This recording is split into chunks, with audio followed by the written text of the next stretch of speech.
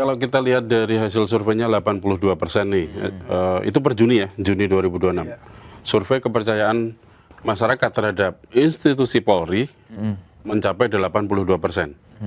Dan kali ini di ulang tahunnya yang ke-80, 1 Juli 2026, Presiden kembali mengingatkan bahwa kepercayaan masyarakat itu adalah senjata utama tadi ya, Iya, katakannya gitu ya. Nah, ada nggak sih kalau orang ngerunut-ngerunut ya berarti memang masih ada sedikit ketidakpercayaan terhadap Polri ya? Yang seperti apa itu? Mungkin yang belum puas kali Mas ya. Jadi yang belum puas terhadap kinerja polisi. Jadi belum puasnya mungkin misalkan ketika terjadi sesuatu atau terjadi peristiwa di lapangan, polisi kurang responsif gitu. Jadi kemudian ketika ada oknum yang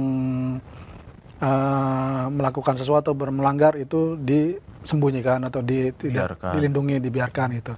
Jadi mungkin itu salah satu muncul ketidakpuasan publik gitu.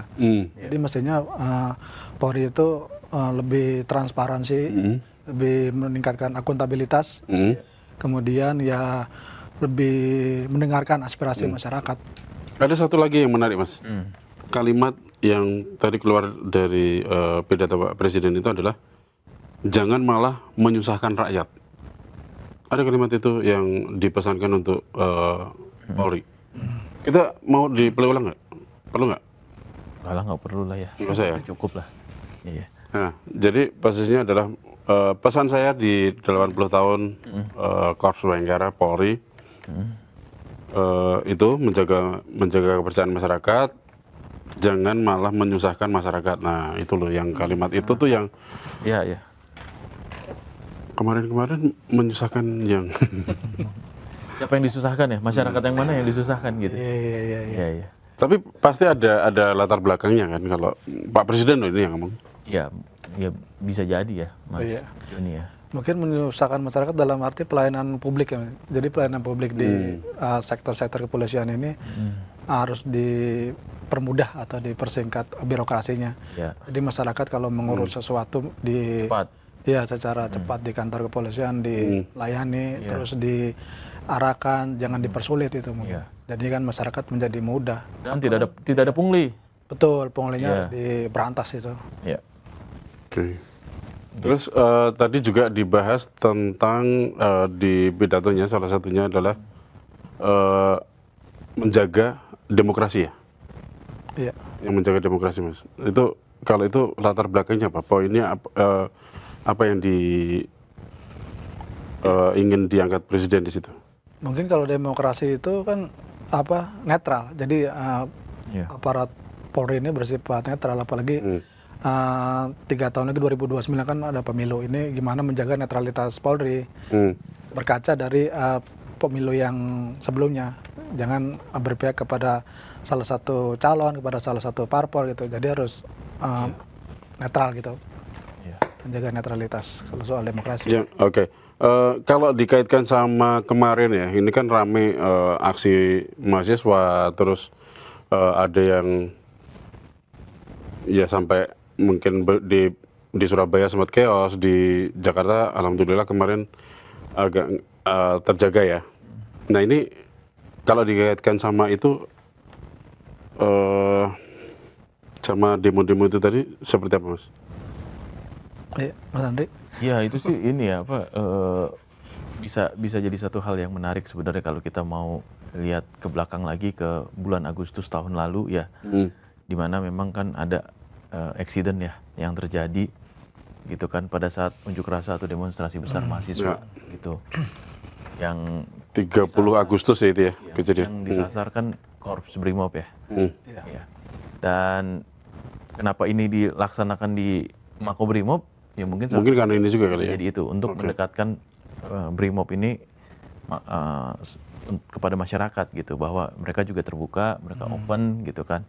Mereka juga coba menjadi bagian dari Polri secara keseluruhan, yang tadi ikut mengayomi, ikut menjaga keamanan, jadi aparat yang baik dan segala macamnya gitu. Ya mungkin itu sih Mas Teguh. Jadi ya ini ada saya sempat kepikiran kenapa ya di sini gitu. Kenapa di kesatuan ini gitu. Ya kan ya mungkin itu salah satunya gitu untuk mendekatkan lagi. Kemarin berarti agak sedikit tercederai ya di dalam agak sedikit tegang dalam ya, kasus yang kemarin kan. akhir Agustus itu ya. Iya, setelah akhir Agustus ya kan. Kondisi kan Makobrimob di dekat kantor kita nih juga kan sempat jadi bulan-bulanan tuh. Iya. Iya kan dan dibakar. Jadi ya mungkin ini juga salah satu ya salah satu cara untuk menunjukkan bahwa korps ini kok punya komitmen. Yang kemarin itu ya mungkin hanya eksiden pada saat terjadi unjuk rasa, pada saat terjadi aksi massa gitu ya. Ya mungkin bisa menutup luka sedikit lah bagi masyarakat gitu ya dan ingin menunjukkan kepada masyarakat citra yang sudah berubah. Itu sih kalau aku lihatnya sih Mas. Jadi karena memang kemarin juga udah ada komitmen yang ini ya, percepatan reformasi Polri ya Mas. Iya. Nah, pasti ada pertanyaan tuh. Dengan peringatan 80 tahun Polri, bagaimana sih nasib dari tim reformasi Polri? Percepatan reformasi Polri kemarin itu Mas? Kalau tim percepatan reformasi Polri itu kan yang dibentuk dengan diketahui Profesor Jimli, itu kan hanya merekomendasi aja Mas. Merekomendasi poin-poin yang itu rekomendasi sudah berapa bulan dari sekarang? 3 bulan lalu kalau nggak salah kan? Ya sekitar 2-3 bulan lalu. Jadi merekomendasi poin-poin yang harus dijalankan yang dibenahi oleh institusi Polri. Dibenahi oleh institusi dan tim ini setelah rekomendasi sepertinya sih sudah bubar atau tidak aktif lagi kasih rekomendasi ya, dan tinggal menjalankan hasil rekomendasi. Dan salah satunya itu menggolkan undang-undang Polri, dan ini kan sudah disahkan undang-undang Polri nih yang baru ini, dan tinggal mengimplementasikan aja nih di lapangannya.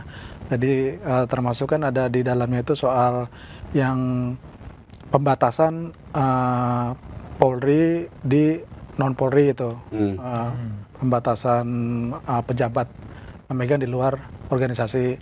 Kemudian ada beberapa poin juga di situ. Dan saat ini sih sedang dilaksanakan oleh Polri, termasuk ya rekrutmen Polri itu harus transparan.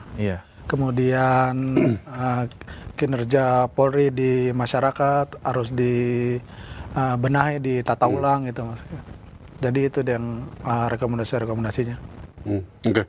Kalau kita ini kita sebagai jurnalis pasti ada ini ya, pasti ada keinginan atau harapan terhadap Polri nih. Kalau boleh kita kasih satu pertanyaan nih, reformasi Polri mana yang paling mendesak untuk dibenahi? Yang sekarang ini? Sebenarnya lebih kepada akuntabilitas dan transparansi sih ya. Akuntabilitas dan transparansi. Betul. Jadi ya memang harus terbuka gitu, ya kan, jujur aja gitu, kelihatan bahwa masyarakat bisa menilai kok gitu.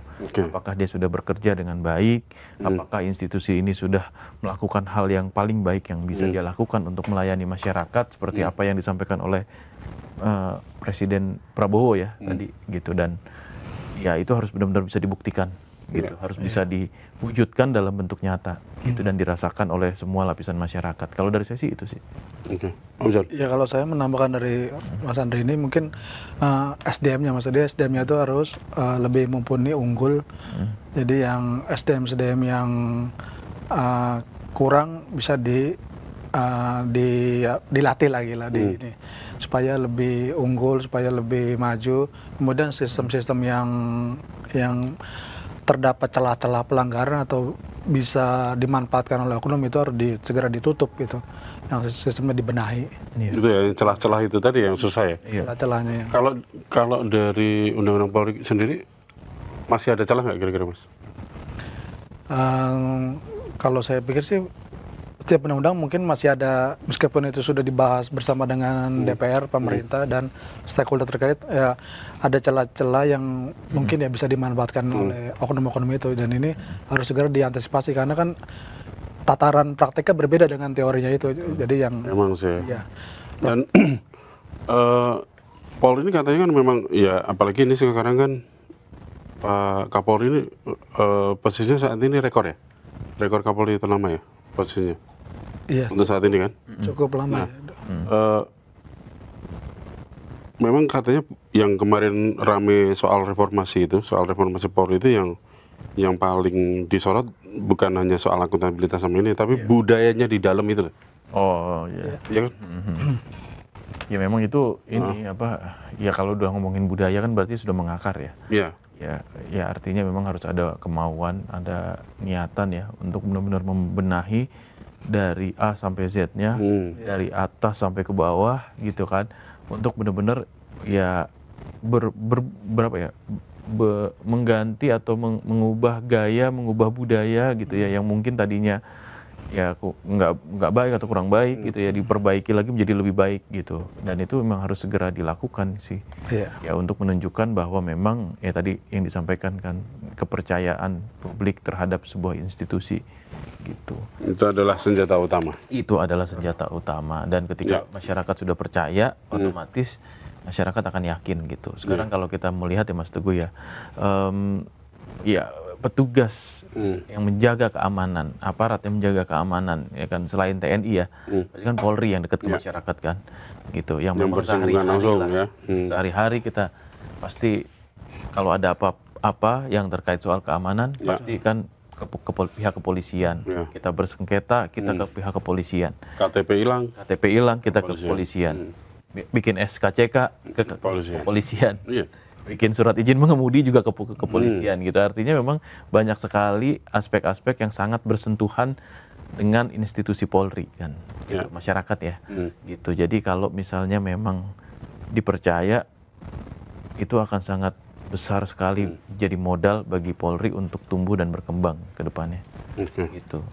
Ini kita sebenarnya perlu apresiasi juga ya, bahwa tingkat kepercayaan masyarakat masih 82% untuk Polri di HUT-nya yang ke-80 ini, dan PR-nya adalah meningkatkan jadi ya paling nggak mendekati ke 100% gitu ya. Mungkin nggak sih? Oke.